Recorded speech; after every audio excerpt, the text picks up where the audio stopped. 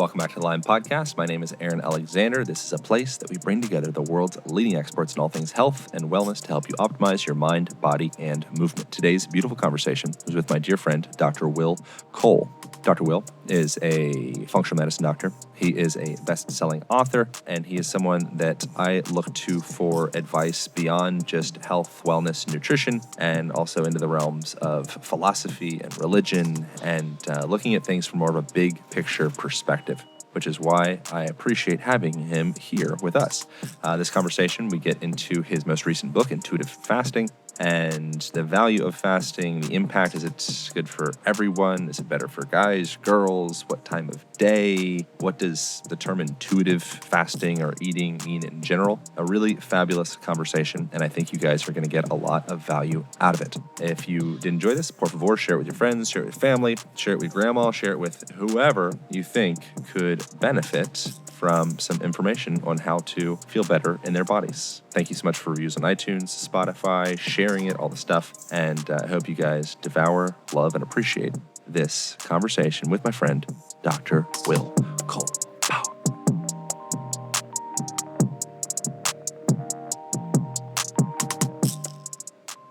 How has things been over the last 10 months, 11 months, the era of COVID for you? Yeah. How have you been taking that? You know me. I mean, I live a simple life. I don't know. I'm not around people that much. It's like, I consult patients, but it's a telehealth-centered clinic. So we started one of the first functional medicine telehealth centers. So my day job for the past decade has been talking to people via webcam. So that is interesting that hasn't changed at all, really, because if anything, people are more aware that this is a thing. The telehealth is a thing. They started learning about it through COVID. Yeah. And then my kids are homeschooled and we live in the country. So it's really, it's not been good for the country and the world. And my heart goes out to everyone that's struggling right now or has been struggling or lost somebody, of course. But I'm quite aware of my bubble that I'm in. Yeah. What have you been using or tools that you find helpful with relating to stress? Is there anything that stands out for you?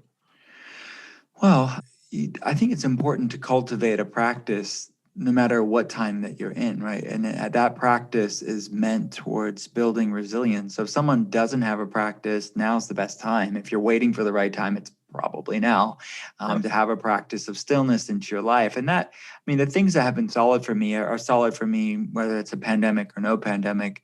And the more you lean into these things, the more that when they're needed the most, they're solid. They're already doing their job. You're already seeing the benefits of them. So from stress, foods that we eat play a major role in our body's resilience towards stress. So every food we eat either brings inflammation levels up or down. So if your blood sugar is all over the place, if your inflammation levels all over the place, if your hormones are all over the place, that's going to really make your resilience really lousy. So every meal is another opportunity to build your body's adaptation to stress and improve that resilience. So that is definitely first and foremost fundamental for me. But then things like going out in nature and using nature as a meditation is major for me. So forest bathing is the Japanese translation, but Shinrin-yoku. I posted about the research around forest bathing, and someone said, you guys in wellness are so freaking weird. Why can't you just call it hiking? I'm like, well, that's the Western mind thinking that's just hiking. It's just this physical thing, but it's not. That's actually using nature as meditation. It can involve hiking, but not necessarily. So that's a major thing for me. And just breath work, what Eckhart Tolle calls inner body awareness, like these basic but very effective for me, basic things that I lean on in between consulting patients when people are online all day long. That's something that I've had to really do for myself, is to bring these simple things that don't take a lot of time, that don't really take any training either. They just take consistency and showing up and doing it. Because the more you do it, the more you will grow in that awareness of yourself. And the benefits will grow. It's like going to the gym consistently will produce a result. So will these acts of mindfulness or stillness or acts of presence will do. So those are things that I'm definitely doing now, but honestly, I haven't changed much. I've always done them, but it's definitely important now. How does one pin down the blood sugar? Because it seems like, it varies depending upon the temperature of the room that you're in and the level of stress that you're under and the type of candy or butter that you eat. Yeah. Yeah, all of that stuff. And especially if you put like butter on your candy, it's like extra, it messes it up. Powerful combination.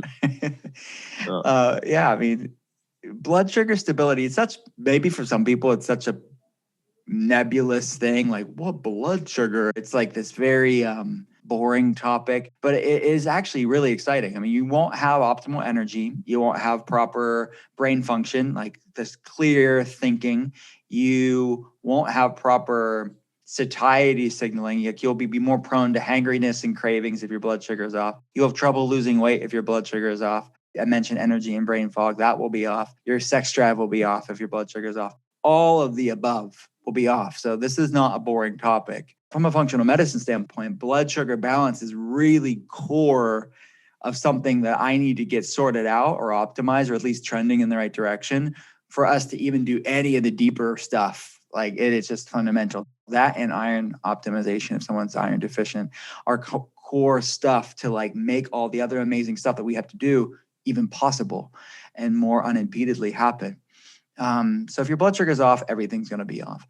So how we do that, there's a lot of strategies that you could lean into. I mean, for every food, again, it can be a disruptor of that blood sugar balance or a blood sugar balancer. So focusing on that. But something that I'm actually exploring at length in intuitive fasting, which is my newest book, it is about that. It's what I call I don't call it, but what it's known as metabolic flexibility. And most people are constantly bound in this sugar burning mode. They're hangry, they're irritable, they have trouble falling asleep or staying asleep, trouble losing weight. It's estimated that 50% of the United States has some sort of insulin resistance on the sort of larger insulin resistance spectrum that's going on, from metabolic syndrome, prediabetes, type 2 diabetes, and then everything in between those things too. So that's a lot of people that are struggling with blood sugar problems. And even things like PCOS, polycystic ovarian syndrome, is on that spectrum as well for women. So it's very important. And these are all various degrees of inflammatory problems, but they're all various degrees of metabolic inflexibility or metabolic rigidity, where they're on this blood sugar roller coaster. And flexible intermittent fasting, or how I advocate to really as a tool to grow an intuition, which is counterintuitive how fasting could raise intuition. I guess we could talk about that. But fasting is a great way to calm the noise and balance your blood sugar. But you have to lean into it, because if your blood sugar, really erratic blood sugars, you start off with low and slow, but be consistent, like we talked about with the mindfulness tools. But that is a way for you to get off of that blood sugar roller coaster. So the way that I advocate it in the book are these vacillating, ebb and flowing fasting and eating windows that allows your body to become a fat burner, to be fat adapted. So the analogy that's used a lot, which is, I think, really visually makes sense to me. If somebody is in a sugar burning mode, that's like kindling on the fire. Kindling's going to be on the fire, but it's going to be short lived. You have to keep putting kindling 6 times a day, or your fire's going to go out. Your energy's going to go out. That's many people's metabolism. The alternative from a metabolic standpoint is putting a log on the fire. It's fueling your body with fat. And that's more sustainable, more slow burning. And that was what being fat adapted or keto adapted is. That is a core thing that you can build for yourself to have balanced blood sugar. It's definitely, I've seen work wonders for patients.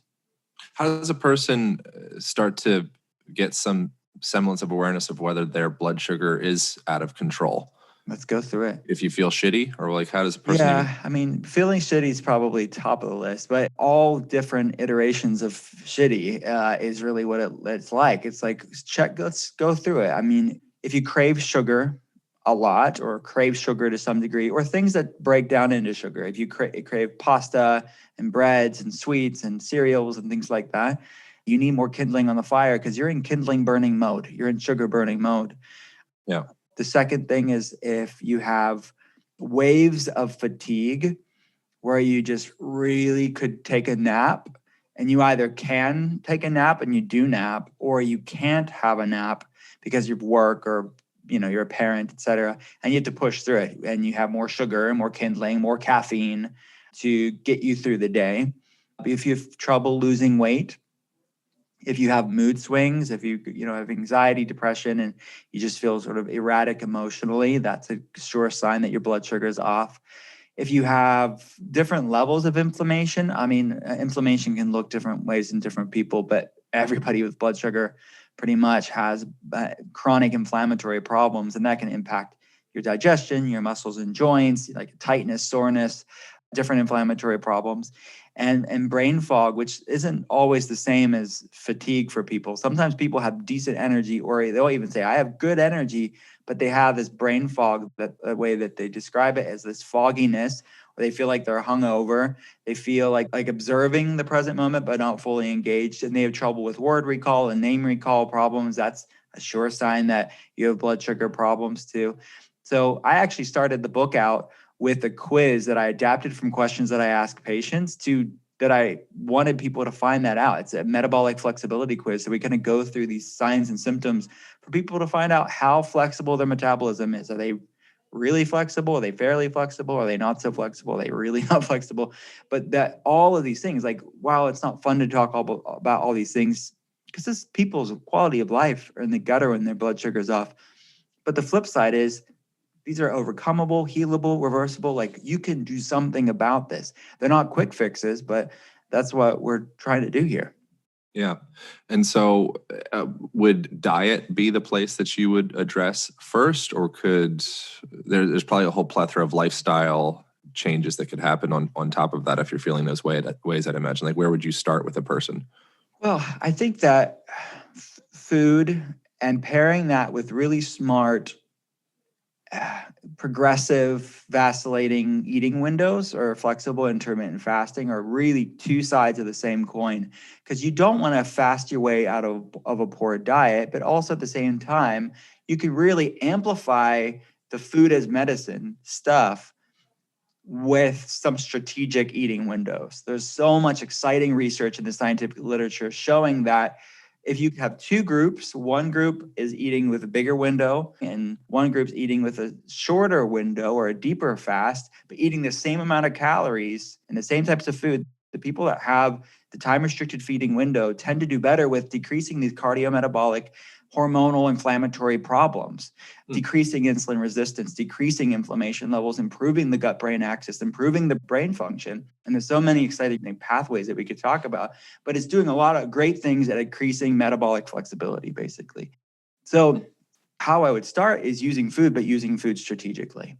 So I think one of the best ways of eating that complements flexible intermittent fasting is a ketotarian way of eating, which is my made-up word, but for a mostly plant-based, clean, ketogenic way of eating. Because ketogenic diet and intermittent fasting, they both increase ketosis. They both increase beta-hydroxybutyrate. Ketogenic diet in many ways is a fasting mimicking way of eating, because they're both increasing ketosis, which is shown in the research as in what's labeled and referred to in the research as the fourth macronutrient. So you have proteins, fats, carbs, and ketones. It's the fourth one. So beta-hydroxybutyrate, or BHB, acts not just a way to burn fat, but it's a blood sugar stabilizer. So it actually passes through the blood-brain barrier, provides the brain clean fuel. It's like that log on the fire. It's going to burn more brightly, more steadily, more consistently throughout the day. So pairing both of those, a time-restricted feeding intermittent fasting protocol with a clean ketogenic diet, is a great way to start getting some metabolic flexibility. So the way that I describe it in the book is like this proverbial yoga class for your metabolism, because many people, when they're metabolically inflexible, just like if someone's starting yoga or starting any fitness routine like that, they're inflexible. And yoga can be tough at first, but you have to keep showing up and stretching and strengthening. And this is your work, really. And on a physical level, this is what has to happen on a metabolic level too. That takes time, but when you show up, you can do that. And when you get metabolically flexible, then it's like, this makes sense. There's a grace, there's a lightness there, where they can do things that they weren't able to do before. So that's in a nutshell. I wonder how dynamic a person's fasting schedule would be in nature, what like the healthiest fit for most modern people. Because I think we oftentimes attach to a certain dogma of sorts, approach of eating in this case. And then it's like, cool, every day, I fast until 11 o'clock, and then, and then I eat one meal, and then I eat another meal at 4. And that's just who I am for the rest of my life. I wonder is that something that might be shift based upon your activity levels, based upon your sleep, based upon environmental conditions, or is there some one set static way to do it? I think you touched on a great point. I mean, that's why I titled the book Intuitive Fasting. I want people to grow in intuition. But look, it's really easy for me to say that. And it's really easy for people to say that on social media. It sounds nice. It sounds sexy, like intuitive. I'm an intuitive eater. I'm a fan of intuitive eating. Well, say that to any one of my patients when they're first meeting me and they're in the throes of blood sugar imbalance or chronic inflammation or autoimmune issues, or what's up is down and down is up. And is it intuition or is it hangriness? Is it intuition or stress eating? Is it intuition or hormone imbalance? Like stress emotional eating is not intuitive eating. So I want people to get to that place because metabolic flexibility is really a firm foundation. It is a fertile ground for intuition because you actually have proper signaling pathways and you have a stillness physiologically and mentally and emotionally. So you can actually hear the still small voice of your intuition. When you're in the throes of blood sugar imbalance and you don't feel good in your body, you feel really just yucky. Metabolic inflexibility or rigidity is the death of intuition, of truly knowing what your body needs, because craving that food that's going to perpetuate inflammation or perpetuate blood sugar imbalance isn't your intuition speaking. It's imbalance disguising itself as intuition. So yeah, I agree with you. We want to get to the place where you start learning about your body and have a deep knowingness of like, okay, look, this day I did it this way, with this next day I don't have to do it that way. So what I'm teaching people in the book is to start with this plan that's just born out of my clinical experience with patients, but it starts with lighter fasting, which is a 12-12 fast, meaning you're eating within a 12-hour period. It's really just about not eating too late at night. So you're fasting through the night until you break the fast at breakfast, and repairing that with a ketotarian way of eating to amplify the benefits of that time restricted feeding. And then we go a bit deeper in week 2, a bit deeper in week 3, to an almost OMAD approach in week 3, where it's a 22-2 fasting to eating window.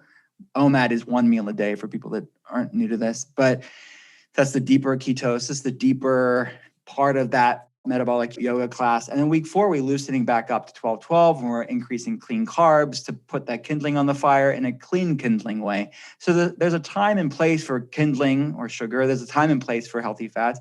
I want people to have the flexibility to do both. And what researchers call metabolic inflexibility is metabolic indecision. It's sort of this metabolic purgatory where you're kind of stuck and not feeling great. And I want your mitochondria, I want your metabolism to be able to burn fat and burn sugar for fuel. So when you start to build metabolic flexibility, it's exactly what you said. It is this awareness that things don't always have to be the same. We are in different seasons of our life throughout our life. And what served us at one point is going to evolve and change in different seasons of your life. And from an ancestral health perspective, we're in different seasons of the year where it's going to serve us to do things differently throughout the year. So, but all of that is getting us in alignment with the rhythms of nature, of which we're a part of, but people are so divorced from it because they're out of balance. So by creating that homeostasis, by creating that awareness of your body, you get into the rhythms of yourself and the rhythms of the world. So for folks wanting to start more of an intentional intermittent fasting protocol of sorts, would you say start eating breakfast first thing in the morning? Or would you say don't eat anything, just tea or coffee? Is there like an hour that you would start patients? Well, I realize when people, just like with my patients, when people are reading the book or they're reading an article or listening to this podcast, they're at different points of their journey. So it depends on where they're at. Not everybody's at the same place. And that's why I wanted to start the flexible fasting plan in the book with a 12-12, which pretty much anybody can do that. Pretty much anybody can do, eat within a 12-hour period. So that's like 8 a.m. to 8 p.m., get your calories in, but eat in a way that complements and enhances the fast, like a clean ketogenic diet, which again is doing a lot of the same things. It's increasing ketosis, it's putting that log on the fire. So start there for a week. But then we go into week 2, which is the metabolic fast. It's about an 18-hour fast, a 16 to 18-hour fast. But as I say in the book, and as I say to my patients, if you're feeling like, well, week 1 was tough enough, this is like too much for me to go into week 2 into an 18-hour fast, which is basically eating between noon and 6 p.m. Like you said, like maybe skipping breakfast and going noon to 6, or you could do it the other way around and just eat between the morning and do those 6 hours. It doesn't matter, really. It's just, so have it work with your schedule. There should be a lightness to this and not be super arduous and dogmatic. But typically, I would say 12 to 6 p.m. is what people do, but you can flip it into the morning. But that's a 6-hour window of eating. What happens when you do eat too late? Because that's as far as like, if there's any consistency that I notice in my own well-being, it's when I eat late, I wake up and I feel like I have this like bolus of stuff in my abdomen, and I feel kind of just heavy and kind of more wrecked than typical when I wake up and there's like food in my belly. Yeah. What is happening exactly when you put a bunch of food in your face before you go to bed? We're not giving your body time to repair and to heal through the night. So digestion, it requires a lot of energy. And when you're sleeping, your body should largely not be concerned with so much digestion. It's going to have some, but it's to have a massive meal or to be doing it on a consistent basis. You're not going to be sleeping and repairing as much as you need to throughout the night, potentially, especially if someone has an unhealthy gut and their gut's not where it needs to be. On top of that, stressing out an already stressed out gut is a recipe for disaster if you're doing it time and time again. A random day, whatever. I mean, the human body is amazingly resilient. We're talking about someone that consistently does this. It's not going to be good because your body needs to repair. Your gut-brain axis needs to repair. Your gut and brain are actually formed from the same fetal tissue, and they're linked for the rest of our life through what's known as the gut-brain axis. And our gut's actually the second brain, and 95% of serotonin is made in the gut and stored in the gut. So it's important for our gut and our brain, our first brain and our second brain, to repair through the night. And these healthy autophagy pathways or cellular recycling pathways, they need to be up and active. And many of them, those pathways are the most resilient through the night. So eating dampens the body's cleaning mechanisms. So something that I've experienced doing extended fasts, so doing like 24-hour fasts or 72-hour fasts, I've found them to be very supportive to change my relationship with food. Because you go through the whole like leptin, ghrelin, hormonal cycle of like, I'm hungry. And then like 35 minutes later, you're like, I'm not hungry at all and feel better than before, actually. And so that's been an interesting experience for me, just to kind of re-gauge my relationship with food. Is that something that would be recommended to, say, like a pregnant woman or like, and a 15-year-old boy? Is that across the board? Like try a fast? Like who is fasting for? Depends on how you do it. It's like working out, it's like someone saying, oh, working out isn't for me. It's like, how is it? How are you doing it? There are improper ways to work out, and there's ways that you're going to be damaging and not helpful. The same way with intermittent fasting. That's why I'm very careful to bring the context to this, is that these are amazing tools that we need to find out what works best for our body at this season of our life, which is gonna evolve as we evolve. So being flexible and moving with your body and having a lightness to it is really where the magic is for people, because it's not super dogmatic, it's not super strict all day long, every day. It's the yin and the yang. There's a time for fasting and time for refeeding. And fasting, true, the way that the research is done and the way that we can really tap into the benefits, fasting is not the same as chronic caloric restriction. You are eating ample amounts of food when you are eating in the window. So I wouldn't recommend super long-term, strict, deep fasting windows for obviously women that are pregnant. I wouldn't recommend it for most women. And I wouldn't recommend it for like a random adolescent or teenager either too. But the way that we're vacillating in intuitive fasting, you're not anywhere for long. There's this dance that happens with the metabolism that you brought it up. It's so brilliant of a point. But leptin, this hormone that our fat cells produce, many people are leptin resistant. Their leptin levels are too high.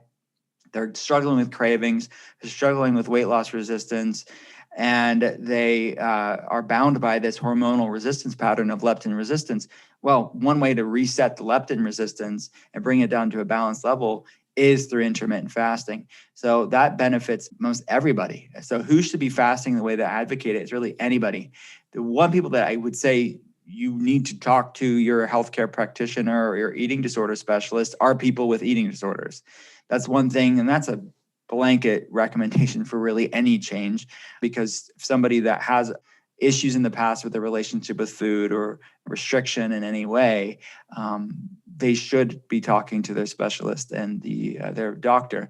But with that said, I have many patients who have got the go-ahead from their doctor and their eating disorder specialist. And the way that we're doing it with intuitive fasting, it's such a gentle approach that they actually have better blood sugar balance, better mood, they feel better. So it actually helps their overall wellness and their relationship with their body and food because they have more resilience. And when you have more resilience, you have a better outlook on life and better handle on things as far as your stress management.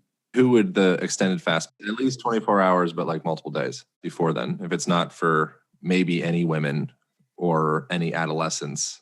And is that something that's like fair to say, any women? And, like who would it be for? Well, some women do well with it, but it's therapeutically. So it's mainly women that are doing it because they have different autoimmune issues, people that have different inflammatory problems, people do it for different cancer alternative treatments. Those women are doing it for a specific time. It's finite. They're not doing it as a wellness practice over and over again. If you're talking about specific protocols, I think that's completely fine for women to do that. I think that the deeper fasts, if it's not for a specific therapeutic benefit for a specific thing, or even spiritual reasons that people do it, that's different. I think women can benefit from those finite things. If you're talking about extended fasting on a regular basis, not regular, just somebody that wants to give it a try. Yeah, I mean, the body is amazingly resilient. If we're talking about somebody that wants to just try it, anybody can try it, barring the eating disorder. They should talk to their eating disorder specialist. And I thought you were talking about extended fasting as a regular practice, which I have some patients do. I know people that do like a monthly, one day thing, and that seems to work really well. Yeah, that's fine. I mean, that's light and variable as well. I think diet variation, eating window variation, macro variation is good for most human beings. So dipping into this, and you have to learn about your body. You have to learn about how your body feels. You have to check in with yourself, check in with your energy levels, check in with your digestion, check in with your cycle, check in with your libido, check in with all of these things. Is it serving you or is it sabotaging you? We're all different, because that's really oversimplistic for me or anybody else to put all women in one basket too, because as the woman struggling with PCOS or endometriosis or autoimmune issues or insulin resistance, she's going to do better with deeper fasts, longer and more consistently, probably. But is the person dealing with low thyroid issues or she's underweight, more fast, deeper fast, more consistent, deeper fast is probably not going to serve her. There's so many variables to consider that can't always be reduced to any one group of people or gender, but we're all unique with different variables, and we need to start growing in our own intuition to learn what works for our bodies.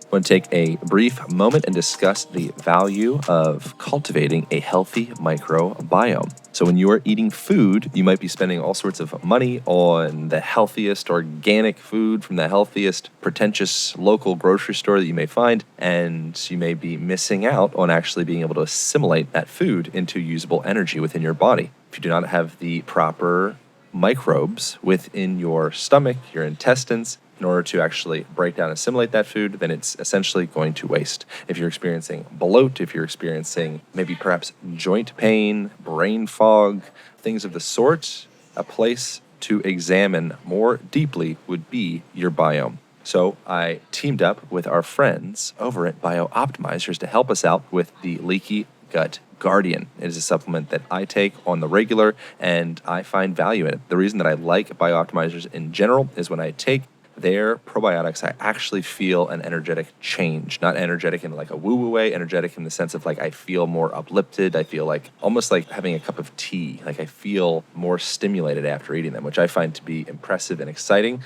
Oftentimes when I'm taking various different supplements of all forms, you eat them, you kind of cross your fingers and hope for the best. But with this stuff, I actually feel a difference. So if you guys want to check it out, you can. If you don't love it and you don't feel a difference, then you can get a 100% money back guarantee, and you can get yourself a 10% discount now by going to leakygutguardian.com/align. That's leakygutguardian.com/align. Get yourself 10% off. If you don't love it, if it doesn't help out with your gas or your bloating or your energy or any of the things, then just get your money back. No big deal. So that's it. That's all. leakygutguardian.com/align. Back to the programming with my guy, Dr. Will Cole. So with fasting, what is actually happening in the body? You mentioned cellular autophagy.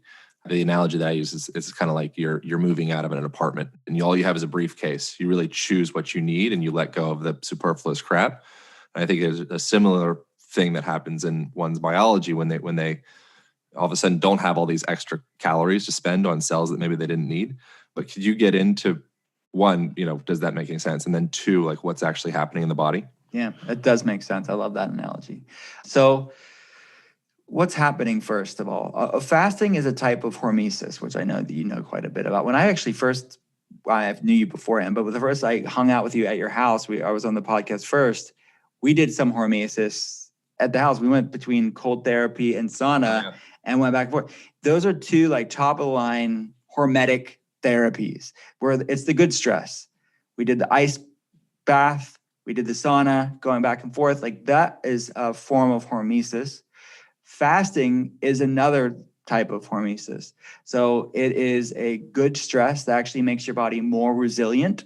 So it is a way to activate pathways that are dormant, because most people are bound by that sugar burning, kindling burning mode. When you start to get the kindling off of the fire, then you get into that hormetic effect where the body cortisol levels actually go up a little bit. And that's part of the hormesis, just like cortisol is going to come up in any slightly stressful place. But then the body starts really tapping into. So the shorter fasts are going to have some of these benefits, but the deeper fast that you go, within reason, obviously, you are able to tap into this because then your body starts increasing ketosis. And that beta hydroxybutyrate is a signaling molecule, meaning it does really cool things for our health. Like I mentioned, it passes through the blood-brain barrier, providing the brain clean fuel. It decreases on a cellular level. It's increasing insulin sensitivity and leptin sensitivity. It's decreasing inflammation. So it downregulates all these pro-inflammatory pathways like the NF-kappa B pathway, the COX-2 pathway, these inflammasomes that are really high. It's like your body's own natural endogenous anti-inflammatory drug that you're making yourself. And it's increasing these antioxidant pro-longevity pathways like the AMPK pathway, the NRF2 pathway. You're basically tapping into what Paracelsus was one of the fathers of modern medicine. Everyone knows about Hippocrates, the Hippocratic Oath. Every doctor takes the Hippocratic Oath, first do no harm. Hippocrates did use fasting for patients too, but Paracelsus was this other father of modern medicine in Switzerland in the late 1400s, early 1500s. He was known as the father of toxicology, or some people called him the Martin Luther of medicine because he was reforming medicine. He called fasting the physician within. So I like that way of saying that, because all those things I just mentioned, all those like sciencey, wonky like pathways, it's just the physician within. It's repairing and resetting and renewing things that are off through this thing, because it's what our genetics would have evolved with. Our genetics haven't changed in 10,000 years. But yet our world has changed very dramatically in a very short period of time. When you look at the food that we're eating and the way we're moving and the way we're living and the environment itself, there's a chasm between genetics and epigenetics. So this genetic epigenetic mismatch, or this evolutionary mismatch, is what researchers are saying is at the heart of why there's so many different chronic inflammatory problems, different autoimmune issues, mental health issues, is because of this mismatch. Well, the physician within decreases that chasm between genetics and epigenetics, so your body's able to repair, and it's awakening these pathways that have lied dormant for our entire lives until we tap into it. It seems like there's, I think it was probably Hippocrates that said something like overeating is the root of all disease or something along those lines. I'm probably mixing up the doctor philosopher quote. Yeah, I mean, I don't know that quote specifically, but yeah, it's definitely And it's truth. I feel like that concept would cross over to just being bombarded by information, like not feeling at home inside of our minds. And I think all of this stuff pairs together. And oftentimes, we think we're doing a thing and, you call it fasting, and then you get it in all this NRF2 and all the autophagy, and you got all this science of like what's happening. But I think oftentimes a big part of what's another layer, maybe like a foundational layer of what's happening, is you're starting to just gain a deeper relationship with yourself because you're starting to cut out some of the noise. So I wonder, have you had experiences like that in your relationship with food, and kind of like transcending just the sciencey bits, but more into like an internal awareness type portion? Yeah, I mean, I have to know the sciencey stuff because it's part of my job. But honestly, you can dump all of that stuff and just look at your quality of life, and that's what my patients, a lot of them want to know the geeky stuff too. But some of them don't, and I think you don't have to know any of that stuff.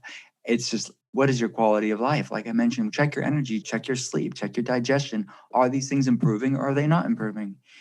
Using your real life as a lab, using your own N of one experiment for yourself is really the heart of it all. Because who cares if you have a double-blind, placebo-controlled trial with all of these things? I mean, yes, we care in healthcare, but the average person just wants to know: is this going to better my life?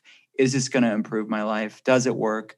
And those are the things that I care about too. When I'm like, have my functional medicine hat off, it's like, am I going to really notice a noticeable change? And let's do more of that. And the things that don't make me feel good, let's do less of that.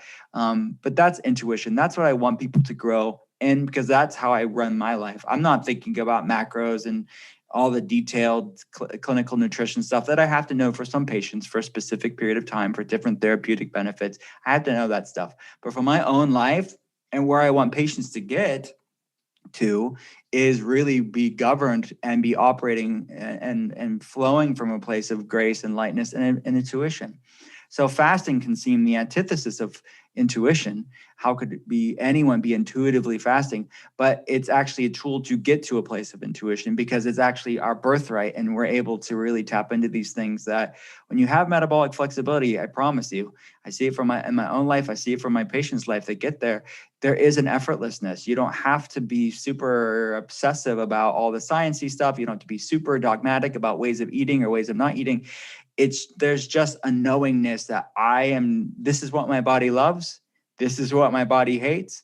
And you don't need anybody on social media to rattle you or confuse you, because it's like, okay, maybe that works for them, but like I'm seeing it in my own life and I know how to feel great. How do you define God? I love you. I love you so much. You knew I was going to ask it. The whole time I'm talking about metabolic, he's like, what does he think about God? Oh my gosh. I mean, God is my best friend in all seriousness. I mean, there's a deep knowingness there too, that it's not defined by religion. It's not defined by religious dogma or people's pontification of theology. There's just a knowingness of this supreme oneness and the supreme intelligence within the universe that is inside of us, part of us, and beyond us at the same time. That mystery that's there, it's just something I know. It's just something that that's what God is for me. And I know that there's a divine order and a divine rhythm of our lives in the universe that I see it in my own life, and it's like even when you are talking to people and getting them healthy, there's such a sacredness to it, and this like sacred bond of human to human. And I see God in that. I see God in my kids. I see God in nature. I see God in all of these simple things that are just they're ineffable. You can't really fully verbalize them eloquently. At least I can't. But there's just this deep knowingness that doesn't actually have to be effable? Does it actually have to be described by words? It's just something that's special and sacred. When in your life have you felt like you've had the most intimate relationship with the concept of God? Maybe not the concept, but like an intimate connection. For me, it's like probably, I'll say three things. One, nature is a major thing for me. I think there's like this disorganization in nature, meaning that there's not like lines of trees or like pretty garden that man makes, but there's like this in the randomness, there's a unity and order to it. And there's like a stillness and a rootedness that nature, the forest or the desert gives to me. Whether I'm in Pennsylvania now, it's the forest, but I was in Arizona not too long ago. It's like the desert for me. It's like no matter where I'm at, like getting connected to that to some degree is the church. It's like the ultimate sanctuary of like connection to realizing it, because it's always there, even when it's not there. It's just all the noise is gone and you can really be aware of that connection there. So that's one. Second is synchronicity for me. And I know that that's maybe silly for some people, but you see these things that can't be explained.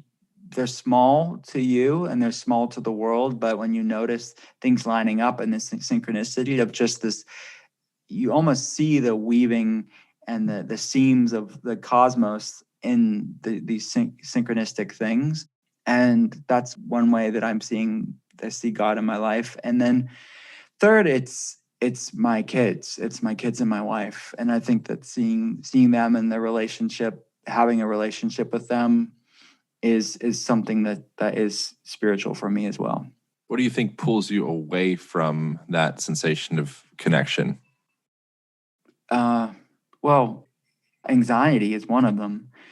So anxiety, I've talked about this at length. So I've autoimmune conditions to both sides of my family. I have these different methylation impairments like the MTHFR gene variants, which doesn't really matter to the average person, but I know that I have to spend extra work and extra due diligence and vigilance and consistency to take care of myself in that way. And everybody has their own sticking points. Everybody has their own things that's their work in this life. So for me, it's that. So when I'm in the throes of worrying or dreading or in that sort of ruminating thoughts about the past or the future or the what ifs, all of that stuff, that is a disconnection. Or it's at least a distraction. It's not a disconnection, it's a distraction. Do you see any consistent root to the worries and the anxiety? No, not so much. This is a lot of my work with patients, is this bi-directional relationship between thoughts and emotions and our physiology. Because our thoughts and emotions, like whatever, a packed schedule during the day or tons of stuff to do or stressful work event or life event, like that stuff will impact your physiology. It can raise inflammation levels up, impact your hormones, disrupt the gut brain axis, all that stuff. But then conversely, there's things physiologically that impact mental health too. Imbalanced gut or hormone imbalance or inflammation will impact your thoughts and emotions as well. So mental health is not separate from physical health. It's the same. Mental health is physical health. Our brain is part of our body. So for me, it's not one thing. For some people, it is. For me, it's like a combination. It's normally something external that's impacting my internal, because I have the internal stuff down pretty well. Like I really do practice what I teach as far as this functional medicine stuff is concerned. So I have the internal down so much, but my thoughts and emotions, like that stuff, how I manage stress is really probably the biggest trigger for my anxiety. I wonder for you if there's anything that stands out that's been the hardest thing in your life to find gratitude for, and if there's anything in your life that you do not have gratitude for. That's truth. I mean, it's truth. And I think when I'm in a state of anxiety, that's not a state of gratitude at all in that moment. It's not. I'm not realizing or knowing the gratitude, or I'm not remembering the gratitude that I have, or even maybe I'm not grateful in that moment. at all. I've certainly been there before. But I think that for me, you're right. It's like the things that are very, like, we all, in many ways, and I certainly am in the top of that list, live very blessed, privileged lives. And the things that I get anxious about, actually, one of the things that root me back beyond breath awareness and all the stuff that I do as well, is at the end of my life, am I really going to be worried about this? And in my life, is this really going to be something that I think about? And that is one of the things that bring me back to my center. And gratitude is a great, antidote to anxiety. So has there been any one thing that stands out that was like the hardest thing to swallow? No, I mean, not specifically. I think just overall, I think I can get caught up in things that don't matter. So I run a clinic. So the things that stress me out sometimes are like things not working out the way that they should. And me having to control everything or manage everything or having the best experience for patients. If there's any blip in that, that's when my anxiety comes up. Okay, I want to fix it and sort it out and manage everything. I think letting go of control is a big life lesson for me. Is there anything that stands out that you're afraid of? I would say one of the things, I mean, we're talking about house. I'm afraid of a lot of things. I'm afraid of heights. I'm claustrophobic. Those are the main things that I'm fearful of, I guess, on a day-to-day basis. You think about heights and claustrophobia on a daily basis? Regular basis. Bridges? Well, spiders. You're good with spiders? Yeah, no, I'm good with spiders. You're good with spiders. So the reason I'm asking all these questions is because I think it is interesting that, we get myopic with the conversations of, and I found myself in the first half because I want to have like a discussion about fasting and give people bullet points and conversation around like, cool, like how do I get started? Why does it matter? But then ultimately my illusion is that all of these different avenues or channels are bringing us back closer to a relationship with something, some source connection, which sounds like some new age shit. But I think ultimately, like, there's a Joseph Campbell quote that I just learned yesterday, is that any feeling fully felt is bliss. So we have all these ideas around what a thing is, and then that our perception of it can induce anxiety or depression or clinging or aversions or whatever. But ultimately, our relationship with food, our relationship with business, our relationship with movement, all that stuff, ideally they are channels to get us back into that point of bliss, I think, is where most people are, ideally would like to arrive. No, yeah, you're absolutely right. I think that all of these things, like, you can have the best food protocol out there, best food plan, best activity, like exercise plan that you love, or best fasting plan, whatever you're talking about.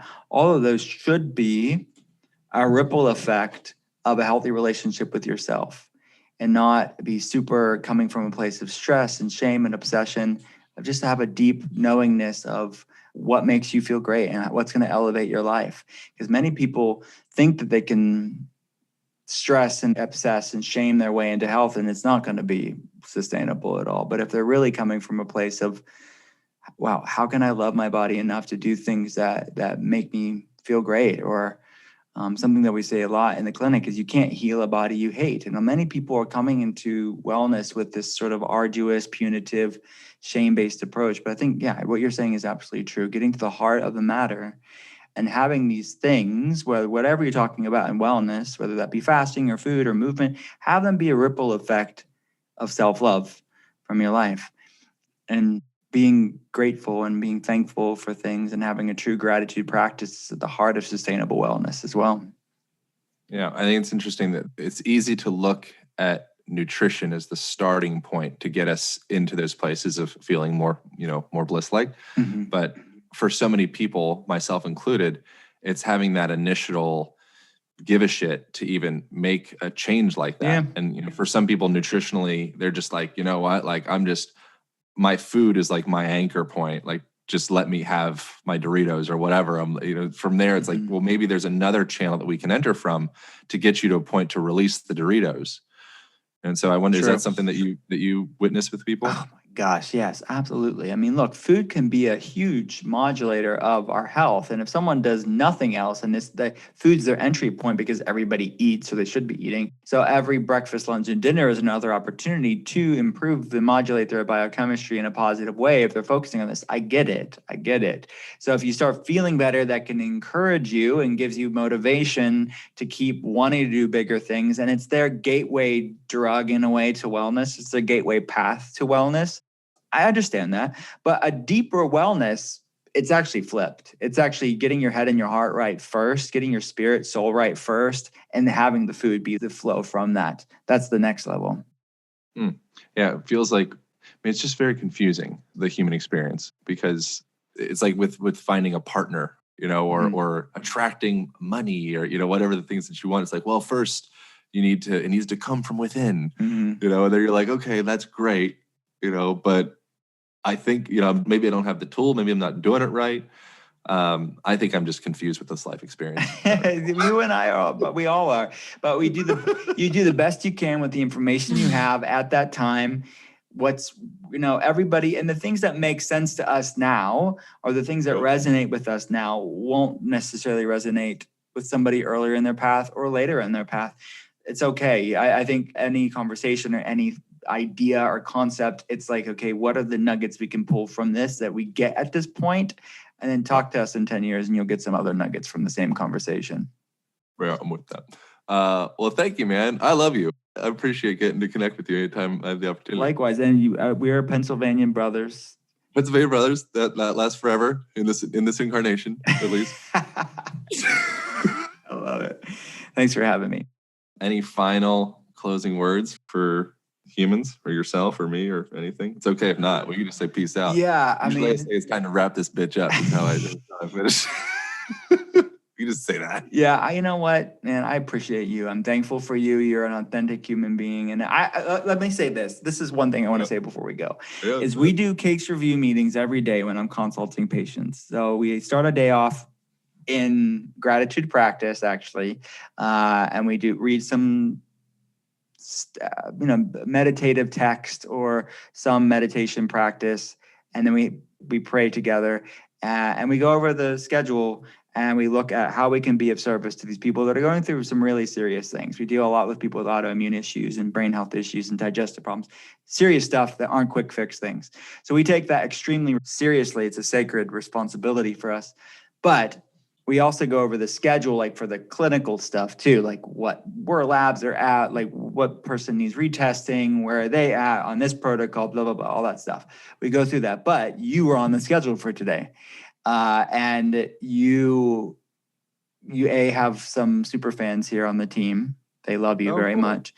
Oh, that's great. B, second thing is, I said when I was on his podcast for the first time, it was like, I landed in LAX and I was like, he's like, do you have swim shorts? He texted me, do you have swim shorts? I was like, I can't remember. I think I borrowed your shorts. I was like, no, I don't. I think it was a bikini. Yeah, I think it was like turquoise Speedos. I think that's what it was. And I thought it was like the coolest way to like start a podcast. I know like in the time that we're living in, it's like not possible maybe. So I appreciate this time that we're having now in a different way.